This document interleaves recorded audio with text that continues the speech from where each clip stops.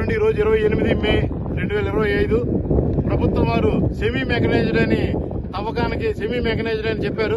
Semi mechanised అంటే ఇలాగా చైన్లతో పాటు పెద్ద పెద్ద పొక్కులైన్లు, అంటే హిటాచీలో ఎన్ని పెద్ద పెద్దవి అంటే చైన్లతో పాటు ఉన్న పొక్కులైన్లు 3 ఉన్నాయి.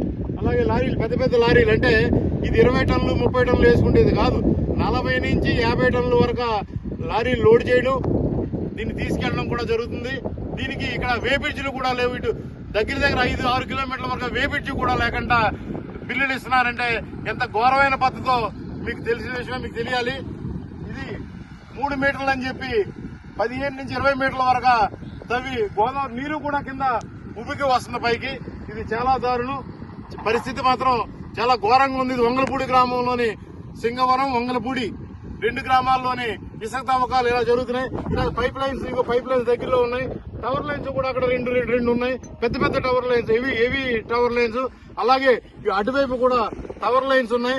ఈ టవర్ లైన్స్ కానీ పోలవరం ప్రాజెక్ట్ కానీ ఎన్ని దగ్గరలోనే ఉండి కూడా గోదావరి పక్కనే, నది పక్కనే, నదీ గర్భంలోని చాలా దారుణంగా ఇసుక తవ్వుతున్నారు. దీనికి ప్రభుత్వం అడ్డుకట్ట వేయాలి. ప్రభుత్వం పర్మిషన్లు ఇచ్చింది ఉచిత ఇసుకని.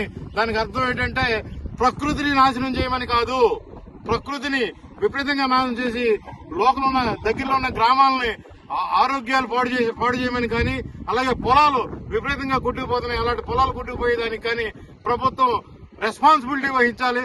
అలాగే ఇసుక మాఫియా అధికారులు కూడా దీనికి తక్షణం చర్య తీసుకోకపోతే ఈ నష్టపరిహారం వాళ్లే భరించవలసి ఉంటుందని నేను ఈ వీడియో ముఖంగా తెలియజేస్తున్నాను. Thank you very much.